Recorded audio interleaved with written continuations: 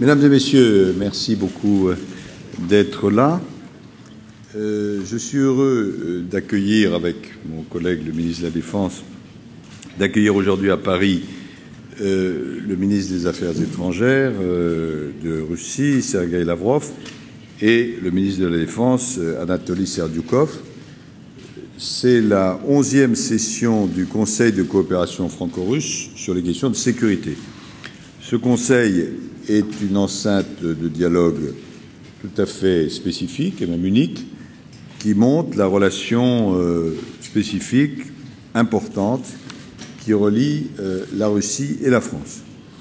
Nous avons eu des discussions ce matin et pendant le déjeuner. Ces discussions ont été utiles. Chacun d'entre nous va s'exprimer brièvement. Ensuite, il pourrait y avoir pour la partie russe 2 ou 3 questions, pour la partie française 2 ou 3 questions. Lors de mon entretien bilatéral avec Sergueï Lavrov et pendant la session plénière qui nous a réunis tous les quatre, nous avons abordé notamment les questions qui touchent à la Syrie, bien sûr, à l'Iran, au Mali, à la lutte contre la piraterie, à l'Afghanistan, aux relations entre l'Union européenne et la Russie, OTAN-Russie et des questions bilatérales. Notre objectif commun est de rechercher le plus de convergence possible entre deux pays qui sont traditionnellement amis et qui sont tous les deux membres permanents du Conseil de sécurité des Nations Unies. Et ces convergences, on les retrouve en particulier, ai-je noté, sur le Mali, sur l'Afghanistan, sur la lutte contre la piraterie, mais ce ne sont pas les seuls sujets sur lesquels des convergences existent. En tout cas, notre réunion a été utile, je le pense, et nous allons nous retrouver. D'ailleurs, il y a pas mal de réunions France-Russie qui sont prévues dans les temps qui viennent, notamment il y a une réunion entre les deux premiers ministres qui aura lieu bientôt. Et quand nous aurons fini cette conférence de presse, nous irons ensemble rejoindre le président français à l'Élysée pour un entretien. Voilà quelques éléments. Je vais donner la parole à Sergueï Lavrov. Ensuite, nos deux collègues chargés de la Défense interviendront. Et ensuite, vous pourrez poser quelques questions. Sergueï. Merci beaucoup, merci Laurent. Mesdames, Messieurs, nous sommes effectivement très contents de cette réunion régulière du Conseil de coopération sur les questions de sécurité. Ce mécanisme unique, comme l'a souligné justement mon collègue français, il fête ses 10 ans. Il a été créé en 2002 sur décision des présidents de la Russie et de la République française, et nous apprécions beaucoup ce format. Cette rencontre à Paris est la première après les élections présidentielles et parlementaires en Russie et en France. Et donc, un des résultats importants, c'est la confirmation de la continuité du partenariat, de la coopération stratégique entre la France et la Russie. Et donc, nous attachons une grande importance à cette réunion, ce qui est confirmé par notre prochaine audience auprès du président François Hollande dans une heure. Nous avons discuté en détail certains sujets internationaux. Laurent en a parlé. Nous attachons une importance particulière au renforcement de notre partenariat stratégique avec l'Union européenne et l'élimination de certains obstacles souvent artificiels sur ce voie. Nous sommes mis d'accord aussi sur les accords conclus après le sommet de Lisbonne. Nous sommes mis d'accord de les implémenter. Il y a bien sûr plusieurs problèmes qui nécessitent une solution. On a échangé de points de vue sur la situation actuelle, mais en principe, la coopération entre la Russie et l'UE et entre la Russie et l'OTAN, ce sont des mécanismes très importants si on voudrait parler de l'Europe unie sans zone avec différents niveaux de sécurité, une Europe sans ligne de division. Et donc, dans ce contexte, on apprécie beaucoup la position toujours constructive de la France en ce qui concerne le développement des relations entre la Russie et l'UE et l'augmentation de l'efficacité du Conseil Russie-OTAN. Nous apprécions particulièrement le soutien de nos amis français dans notre idée de suppression de visas pour les voyages des Russes et des Européens. En ce qui concerne les problèmes régionaux, nous travaillons étroitement avec la France dans le cadre des six qui prépare le prochain tour des négociations avec l'Iran. La situation est assez difficile et nous avons aujourd'hui confirmé la nécessité de préserver l'unité des six dans ces actions. Sur Syrie, nous nous sommes échangés de nos appréciations. Nous avons des approches qui coïncident beaucoup et les positions très proches. Nous ne voulons pas de scission de ce pays sur principe ethnique ou confessionnel et on ne voudrait également pas que cette crise syrienne, comme la crise libyenne, contribue au développement du terrorisme dans cette région, surtout aux régions de Sahara et de Sahel. Nous appuyons la position de la France en ce qui concerne son soutien aux pays africains pour le règlement au Mali. Nous coopérons étroitement dans le cadre du Conseil de sécurité de l'ONU. Nous avons adopté récemment la première résolution sur ce sujet et on se prépare à élaborer le deuxième document, la deuxième décision du Conseil de sécurité avec le soutien de nos partenaires africains qui visera support aux efforts des Africains pour régler cette crise. Et en général, je suis persuadée que notre partenariat entre la France et la Russie a un grand potentiel qui est déjà réalisé en pratique. Il n'y a aucun doute que nous allons obtenir de nouveaux résultats qui vont contribuer au renforcement de notre coopération ainsi qu'au règlement des problèmes internationaux et régionaux. Nous sommes sincèrement reconnaissants à nos amis français de cette hospitalité française traditionnelle et de bonne organisation de nos travaux. Oui, très rapidement, nous avons eu avec mon collègue Anatoly Serdyukov notre première rencontre, premier entretien. Et en complément de ce qu'a dit Laurent Fabius sur le déroulé global de nos entretiens de ce matin, nous avons abordé tous les deux, en particulier, 3 questions directement liées à nos compétences.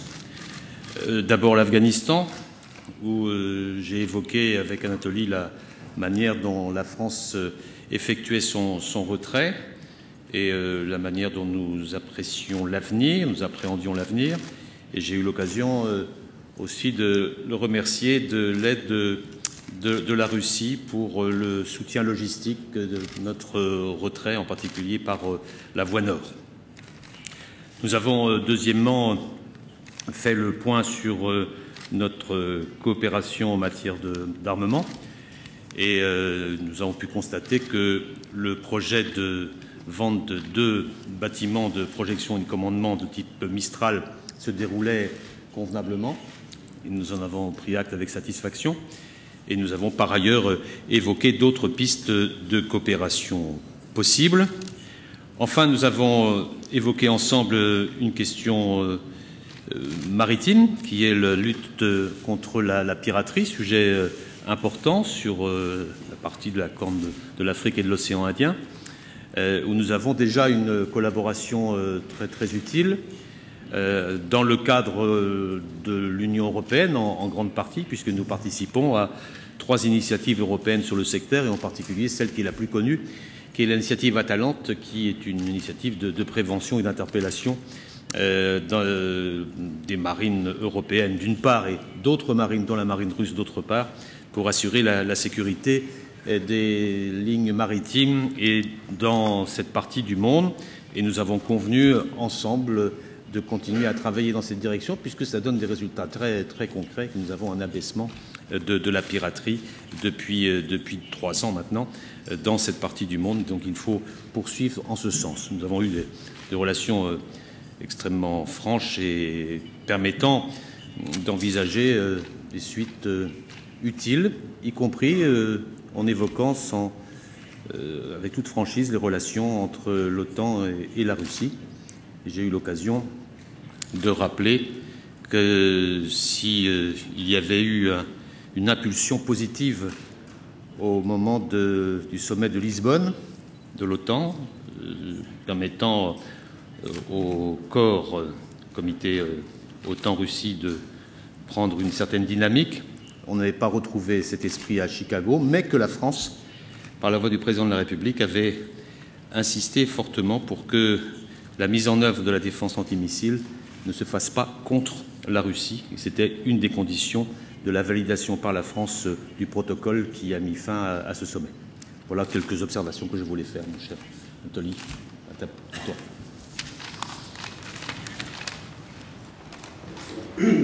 Merci, mesdames, messieurs. Pour moi, il serait encore plus difficile d'ajouter quelque chose à ce qui a été déjà dit, mais néanmoins, je voudrais dire que nous sommes très satisfaits du travail de ce format de +2 et nous croyons que c'est une bonne composition. Avec mon collègue, lors de notre rencontre bilatérale, nous avons discuter ces questions dont il a parlé, les questions de coopération militaire et technique. Donc nous observons une bonne dynamique. Nous avions 42 événements en 2011 et déjà en cette année, il y a 69 événements qu'on a organisés ensemble. Nous travaillons étroitement dans le golfe d'Aden. Il s'agit des patrouilles communes de nos navires. Et on a aussi parlé de la possibilité de déployer de nos avions d'investigation sur la base française à Djibouti. Donc on a demandé le soutien de la partie française et donc avec si on prend en compte leur expérience, on pourrait augmenter le nombre d'avions déployés jusqu'à 5 et donc l'échange des données entre ces avions, entre nos navires militaires serait aussi souhaitable. Nous allons discuter les questions de coopération militaire et technique. Nous sommes très satisfaits du contrat qu'on a conclu sur la construction de 2 Mistral.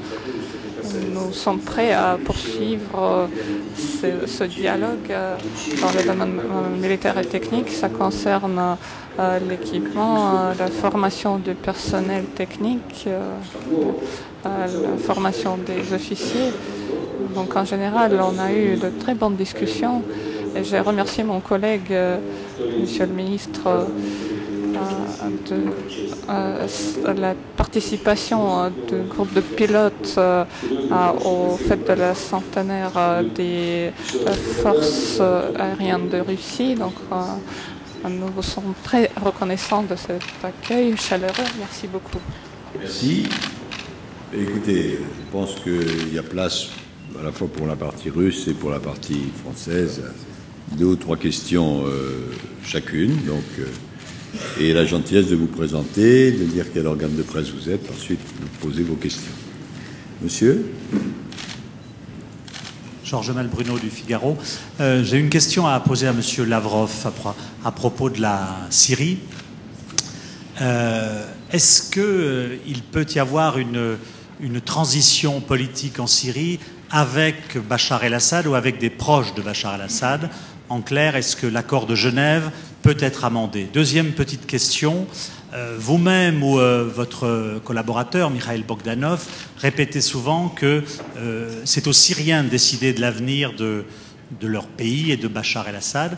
Est-ce que ça veut dire qu'on doit attendre 2014 et la prochaine élection présidentielle en Syrie pour être fixé sur le sort d'un président de la République? Et est-ce que, d'après vous, Bachar el-Assad pourrait légitimement se présenter à cette élection? Merci. J'apprécie beaucoup mon adjoint, M.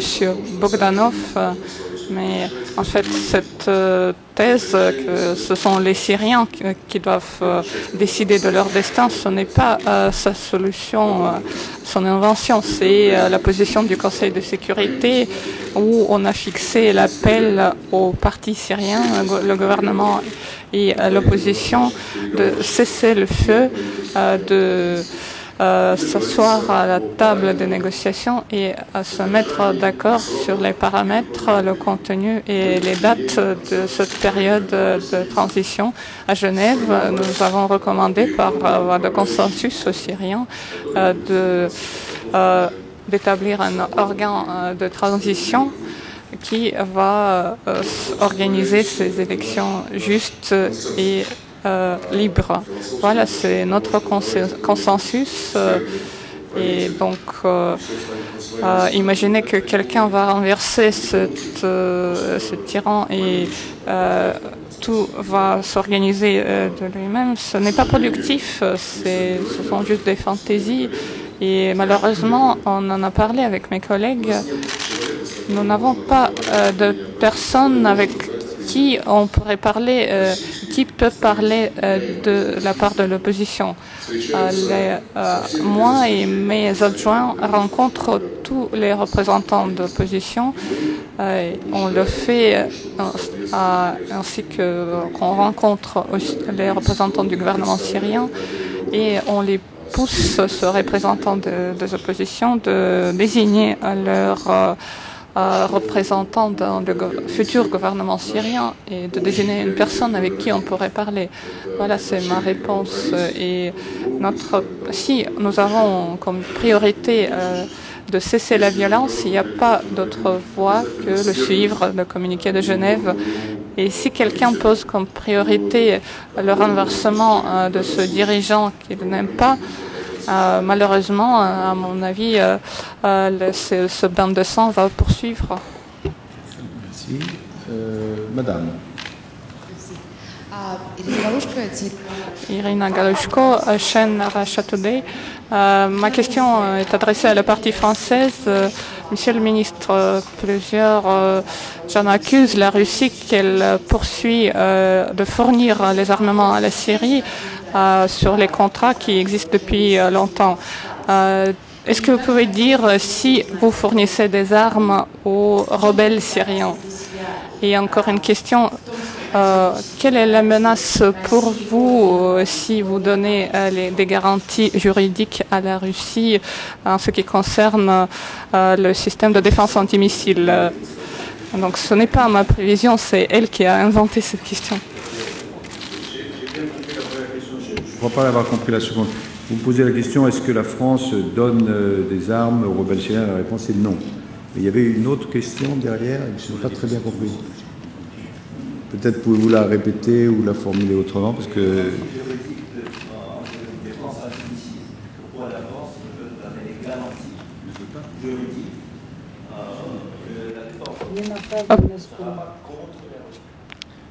Oui, je n'avais pas compris, je croyais que c'était sur la Syrie, je n'avais pas compris. Non, la position de la France, qui a été réaffirmée, notamment, comme l'a fort bien dit le ministre de la Défense française, au sommet qui a eu lieu à Chicago, est de dire que le système antimissile peut être accepté sous certaines conditions. Il y avait 6 conditions qui ont été fixées par le président français, et parmi ces conditions, il y a le fait que nous considérons que la défense antimissile ne peut pas être conçue et pratiquée contre la Russie. Voilà.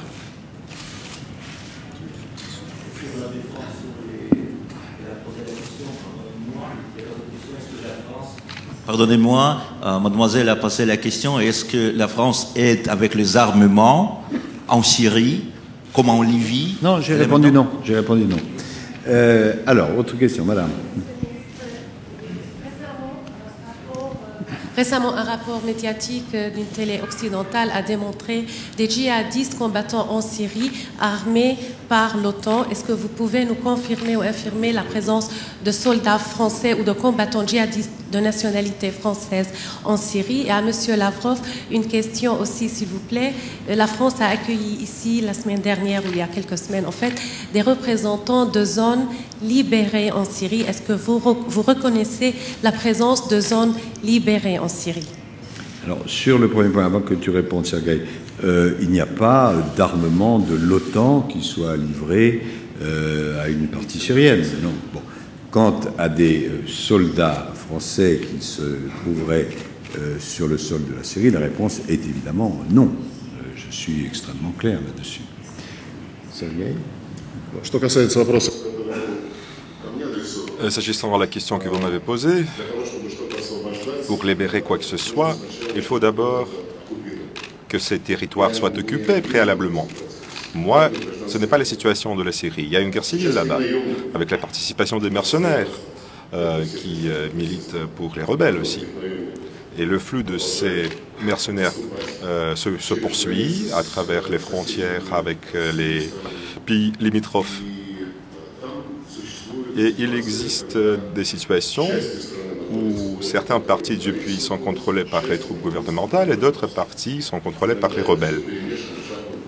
Parfois, c'est juste un échiquier, comme par exemple c'est le cas d'Alep, là où un faubourg est contrôlé par les rebelles, le reste est contrôlé par les troupes gouvernementales, mais il y a des incorporations, des petits districts qui sont contrôlés par les rebelles. Voilà, je pense que c'est la réponse. Et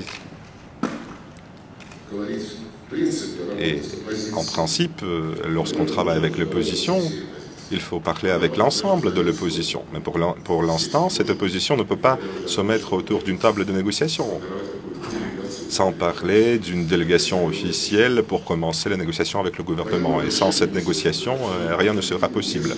Nous sommes absolument unanimes qu'il n'existe pas de solution militaire. Zone libérée, puisque c'est un concept qui a été utilisé pas mal, notamment par les Français, et nous apportons de l'aide matérielle pour rétablir les boulangeries industrielles, pour rétablir les systèmes d'épuration à ces zones. De quoi s'agit-il? Il y a des territoires, même si quand on regarde la Syrie, ça ressemble un petit peu à ce qu'on appellera en français une peau de léopard, avec des zones contrôlées de manière différente. Dans certains endroits, c'est le régime de Bachar, dans d'autres endroits, ce sont des résistants. Il y a des zones qui ont été attaquées durement et finalement où ce sont les résistants qui l'ont emporté. Où il y a des zones où les résistants l'ont emporté, il n'y a pas eu d'attaque du régime de Bachar el-Assad parce qu'elles étaient hors de portée. Et dans certaines de ces zones, il y a des conseils qui ont été élus par la population et qui commencent d'administrer la zone considérée. Et nous avons estimé que plutôt que de donner une aide humanitaire qui souvent peut être détournée ou ne va pas exactement à ceux auxquels elle était destinée, nous pouvions apporter une aide directement à ces zones libérées. D'autant que ça peut préfigurer dans une certaine mesure, ce que pourra être une Syrie libre où chaque population locale devra élire ses représentants. Et donc nous apportons de l'aide matérielle, qui n'est pas militaire, à ces zones libérées. Et d'autres pays, je pense au Canada, je pense à la Croatie, je pense à tel ou tel autre pays, d'ailleurs qui peut se situer sur un autre continent que le continent européen, pense que c'est une bonne manière de procéder parce qu'il y a des problèmes humanitaires qui sont considérables, pas seulement en Syrie, d'ailleurs en Jordanie, au Liban et ailleurs. Et nous voulons aider ces problèmes humanitaires à être résolus et nous voulons que notre aide parvienne à la population pour qu'elle puisse se chauffer, pour qu'elle puisse avoir de l'eau, pour qu'elle puisse avoir à manger, pour qu'elle puisse se soigner. Voilà ce dont il s'agit. Monsieur. Messieurs, on va peut-être prendre encore 3 questions, puis après on s'arrête. Monsieur, je vous en prie. Merci. Агентство РИА Новости, Сергей Сафронов. Agence RIA Novosti, Sergei Safronov, c'est la question aux 2 ministres de la Défense. Vous avez souligné aujourd'hui que vous avez une bonne coopération dans le domaine militaire et technique pour continuer le sujet des Mistral. Est-ce que Moscou et Paris vont conclure un autre accord pour construire le 3e et 4e corps des Mistral dans les chantiers russes? Et si vous envisagez ça, en quelle année? Merci. L'atelier.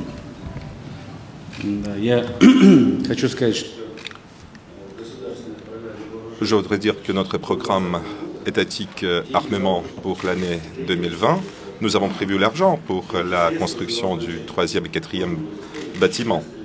Et on pourra utiliser cet argent à partir de 2013. Pour l'instant, nous n'avons pas commencé une négociation avec la partie française sur la question, mais en ce qui concerne la construction en Russie, prochainement, nous aurons toute une série de consultations et de négociations avec notre corporation navale, où nous allons définir les délais, les dates de début et le contenu de cette coopération. Nous allons choisir l'entreprise principale, etc. Nous sommes au début de ce processus, donc nous sommes juste au début de ce processus. Merci. Monsieur? Bonjour, je suis Hussein Knever de la chaîne Al Arabiya. Ma question est adressée à la partie française. C'est un prolongement de la question de Georges Malbruno. Monsieur Fabius, êtes-vous parvenu lors de cet entretien à surmonter vos divergences dans l'interprétation de l'accord de Genève, notamment autour d'un point précis, celui de départ de Bachar el-Assad ou bien de son maintien au pouvoir? Merci. Merci. Oui, nous avons discuté de cela, bien sûr, parce que Sergei Lavrov et moi-même étions présents lors de la rédaction de l'accord de Genève. Nous en avons discuté et nous l'avons paraphé ensemble. Simplement, comme vous le soulignez vous-même, il y a eu, à l'issue de cette réunion de Genève, une divergence d'interprétation. Nous-mêmes, considérant qu'il n'y avait pas de solution praticable si M. Bachar el-Assad restait au pouvoir, alors que, Sergueï me corrigera si je me trompe, nos collègues russes disaient, ce n'est pas d'ailleurs une question de souhait, mais M. Bachar el-Assad, pour le moment, il est là, donc il faut compter avec lui. Et c'est évidemment une des difficultés majeures. C'est la raison pour laquelle, même s'il peut y avoir une divergence d'interprétation là-dessus, en revanche, il y a des points sur lesquels nous sommes tout à fait d'accord, parce que ce sont des points de simple constat. D'une part, plus le conflit syrien dure, plus il y a malheureusement des victimes, et il faut d'abord penser à elles, plus le conflit devient difficile à résorber parce que, évidemment, il y a une exacerbation des oppositions, notamment confessionnelles, plus il y a des personnes totalement étrangères au conflit qui risquent de venir ou qui viennent en Syrie, et plus ce qui faisait une des spécificités de la Syrie, c'est-à-dire le fait que plusieurs communautés coexistaient, devient difficile, alors que nous considérons, aussi bien les Russes que nous, les Français, qu'il est absolument indispensable que les droits des communautés qui composent la Syrie soient garantis. Et que nous disons, on n'arrivera pas à trouver de solution dans laquelle M. Bachar el-Assad reste au pouvoir. Bon. Mais il faut qu'il y ait un changement, mais en même temps, il faut que les institutions puissent rester vivaces. Parce que sinon, le risque, c'est qu'on ait le même processus qu'en Irak, où on a changé de dirigeant, mais en même temps, il y a eu un tel vide que pendant des années et des années, il y a eu des exactions réciproques. Donc, c'est toute la difficulté. Et c'est la raison pour laquelle, même si nous avons, encore une fois, des différences qui sont connues, je crois ne pas travestir la réalité en disant que nous souhaitons, l'un comme l'autre, qu'il y ait une union des forces de l'opposition. Parce que si on veut discuter, il faut que les personnes qui discutent soient le plus possible rassemblées. Donc, oui, une différence d'appréciation, parce que nous nous disons que M. Bachar al-Assad étant là, on ne voit pas comment cette discussion s'instaurerait, alors que nos collègues russes disent qu'il faut trouver une solution qui permette de... Bon. Mais sur la volonté que le conflit cesse, qu'on aille vers un cessez-le-feu, qu'il puisse être garanti, qu'on puisse trouver des solutions pour que les communautés puissent coexister et que la Russie et la France, c'est leur position, et que la Syrie puisse être libre et qu'on évite cette contagion régionale extrêmement dangereuse, là, il y a des points de convergence. En tout cas, nous sommes au contact, nous discutons dans un climat que vous constatez, et nous souhaitons aussi, bien sûr, que le Conseil de sécurité puisse de nouveau jouer son rôle, parce qu'il a un rôle très important à jouer, et nous souhaitons qu'il puisse retrouver son rôle pour arriver à une solution satisfaisante en Syrie. Mais je ne veux pas interpréter ta pensée, Sergueï, donc peut-être peux-tu compléter. Je suis d'accord avec plusieurs points, surtout le fait que Laurent a parlé de l'importance de principe de parer à ce que les droits de minorité soient maintenus et de maintenir l'équilibre interconfessionnel qui a toujours existé en Syrie, et pour cet équilibre qui a été d'ailleurs installé avec le concours de la France à la fin des années 1930 sur mandat de la Ligue des Nations. Comment nous interprétons le communiqué de Genève en ce qui concerne la destinée de Bachar al-Assad? Je pourrais citer un exemple très simple. Dans les propositions initiales que nos partenaires, il ne s'agit pas de la France, mais des partenaires occidentaux, ont fait pour la réunion de Genève, il y avait une phrase très simple. Ceux qui dirigent aujourd'hui le pays doivent quitter le pouvoir, voire disparaître. Et ils n'auront pas de place dans la nouvelle Syrie. Dans le communiqué final, on n'en parle plus. Donc, ce qui veut dire que nous n'avons pas convenu de le faire et d'interpréter cette phrase de façon à ce que le communiqué prévoit l'intervention dans le destin de Bachar al-Assad. C'est le peuple syrien qui décidera du sort de Bachar al-Assad. Et le communiqué de Genève appelle au gouvernement et à l'opposition de désigner des négociateurs pour s'entendre sur la façon de procéder à la transition. Comment préparer les nouvelles élections libres et justes. Le gouvernement a désigné ces négociateurs et le gouvernement syrien a apporté en général le communiqué de Genève. Mais l'opposition n'a même pas désigné des négociateurs, ils n'ont pas de représentants, même maintenant, en dépit de tous les efforts de nos partenaires occidentaux et nos collègues du Proche-Orient. Qui de plus, l'opposition a dit qu'elle ne participerait pas à ces négociations sur la base du communiqué de Genève. Voilà l'image que vous avez autour du consensus qui a été passé à Genève, et vous pouvez voir comment ce consensus est perçu par les pays belligérants. Et des interprétations, puisque je me rappelle fort bien, effectivement, la phrase qui, à la demande de nos collègues russes, avait été supprimée, et en même temps, c'est une négociation, comme toute négociation, c'est un compromis. Une autre phrase, je parle de mémoire, avait été ajoutée disant qu'il fallait que, c'était en bon français, the governing body, c'est-à-dire l'élément qui allait gouverner, soit désigné d'une façon qui permette un consensus de l'environnement, ce qui n'est pas, à proprement parler, la définition que je donnerais de M. Bachar el-Assad. Donc, voilà, nous étions là, essayant de trouver une solution. Il y avait une phrase, une autre phrase. Maintenant, ce qui est important, là, l'interprétation que les uns et les autres peuvent avoir, c'est d'essayer d'aller de l'avant pour trouver des solutions, pour faire en sorte qu'il y ait un cessez-le-feu qui puisse être respecté et qu'il y ait des évolutions pour que le peuple syrien puisse retrouver sa liberté. De ce point de vue-là, à la fois les Russes et les Français mettent leur confiance dans la mission de Lakhdar Brahimi, qui était chez toi il y a 2 jours, je crois, lundi, que j'ai eu au téléphone, qui est à Pékin aujourd'hui et qui fait le tour d'un certain nombre de capitales et qui, le moment venu, nous l'espérons, pourra, ayant entendu les uns et les autres, formuler des propositions qui, nous l'espérons, pourront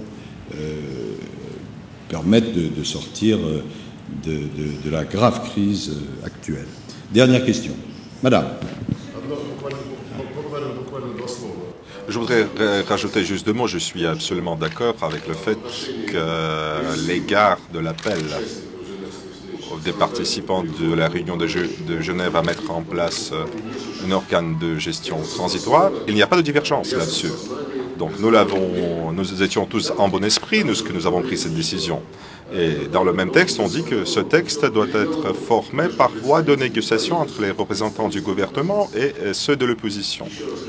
Je rappelle une nouvelle fois que le gouvernement syrien a désigné ses représentants, mais l'opposition n'a rien fait.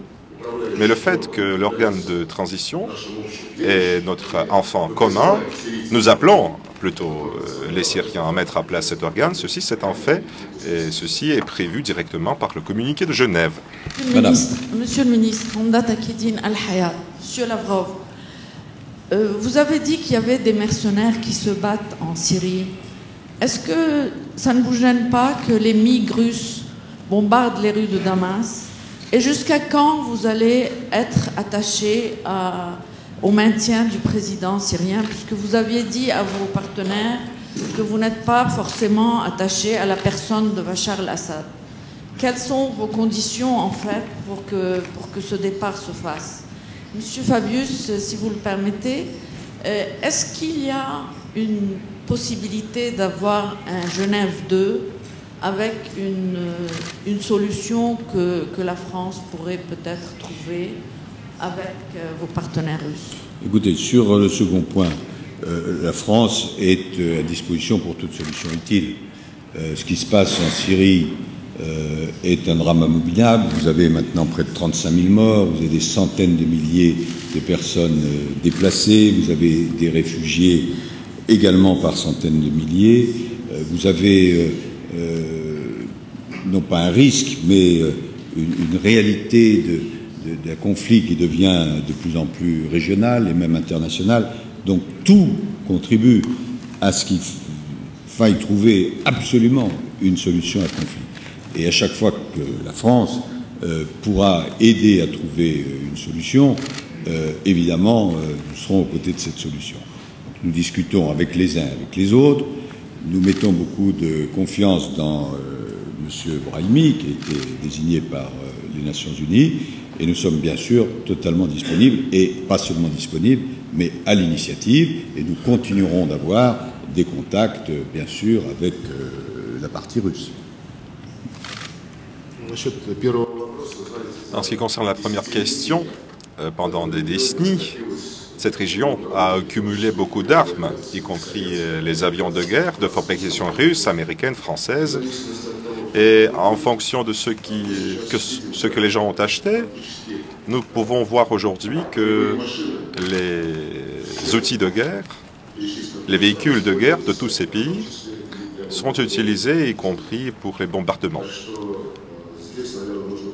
Donc, il faut être réaliste là-dessus et de tout mettre en œuvre pour mettre terme à l'effusion du sang.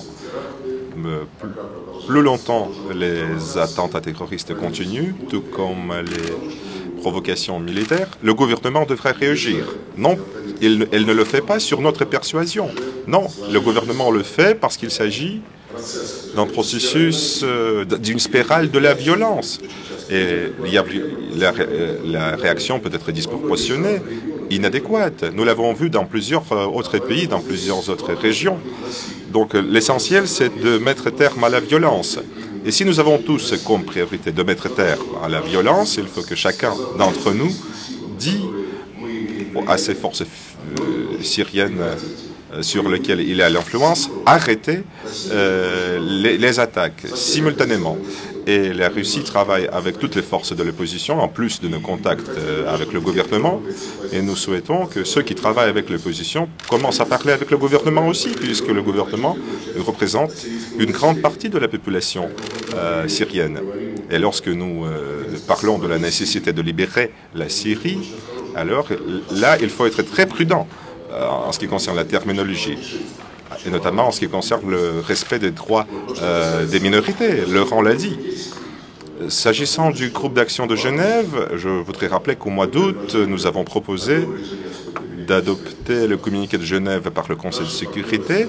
Nos partenaires ont répondu qu'ils ne pouvaient pas le faire sous cette forme, et les collègues américains ont dit que la résolution doit fixer une date butoir, une sorte de menace. Mais je ne pense pas que ce soit une méthode qui est la nôtre. Nous avons proposé en réponse d'organiser une réunion du groupe d'action de Genève à New York, au niveau des représentants permanents. Mais nos partenaires n'étaient pas prêts à le faire. Je pense que c'est un format très utile, mais c'est dommage que l'Iran et l'Arabie saoudite n'y soient pas partis. Nous le préconisons, mais certains de nos partenaires, lorsqu'ils se sont guidés non par la nécessité, l'utilité, mais plutôt par des considérations idéologiques. Merci, madame.